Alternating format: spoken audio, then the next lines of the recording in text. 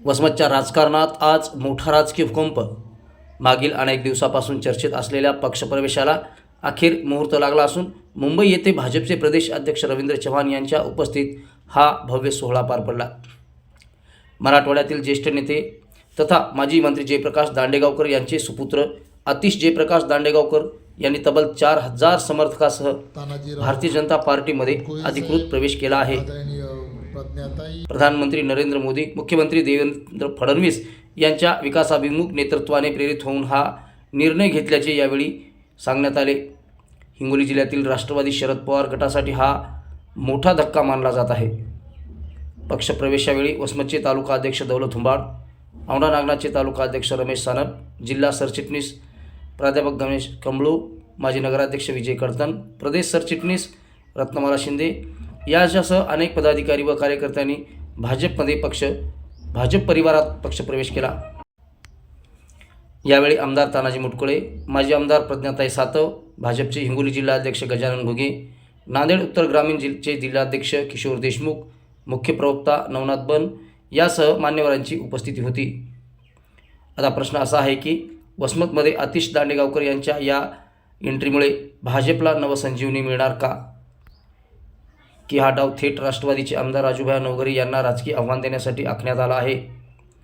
वसमतच्या राजकीय पटलावर नवा अध्याय सुरू झाला आहे. पुढील निवडणुकीत याचे पडसाद कसे उमटतात याकडे संपूर्ण मराठवाड्याचे लक्ष लागले आहे. भाजप परिवारात प्रवेश करणाऱ्या सर्वच पदाधिकारी व कार्यकर्त्यांचे यावेळी अभिनंदन करण्यात आले.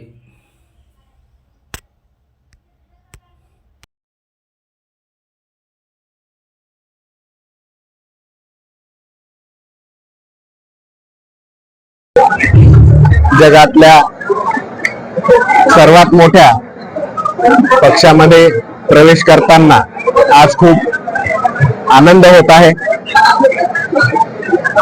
माझ्या कार्यकर्त्यांना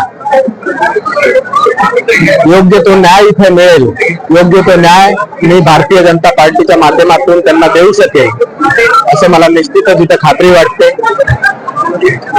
काल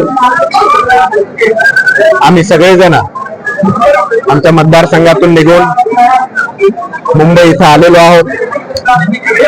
जवळपास 400 ते 500 गाड्यांचा ताफा मुंबईला आलेला आहे आणि आज सकाळी आदरणीय रवींद्रजी चव्हाण, प्रदेशाध्यक्ष भाजपा महाराष्ट्र यांच्या उपस्थितीत हा प्रवेश सोहळा आमच्या इथं पार पडलेला आहे. शरद पवार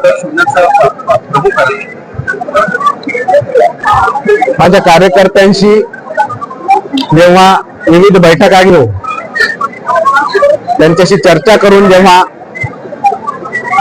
असं लक्षात आलं की आपल्या सर्वांना ज्या विकासाची आपल्या इथे गरज आहे तो योग्य तो न्याय आपल्याला भारतीय जनता पार्टीच्या माध्यमातून आपल्याला मिळू शकतो आणि त्यामुळे सगळ्यांची चर्चेअंती हा निर्णय आम्ही सगळ्यांनी मिळून एकत्र घेण्याचा ठरवलेला आहे. यापुढे अशी संकल्पना काय नाही, संकल्पना म्हणजे तसं सांगायचं जर झालं तर माझ्या मतदारसंघात ज्या काही मूलभूत गरजा, मूलभूत गोष्टींची गरज आहे, विकासाची जी गरज आहे त्या दृष्टीनं, त्या अनुषंगाने आम्ही सगळेजण प्रयत्न करणार आहोत आणि त्याच पद्धतीने आम्ही सगळेजण मिळून काम करत राहणार आहोत. नाही, तशा प्रकारची आम्ही कुठलीही मागणी त्यांना केलेली नाही. आम्ही निस्वार्थपणे काम करण्यासाठी या पक्षात आज दाखल झालेलो आहोत. थँक्यू.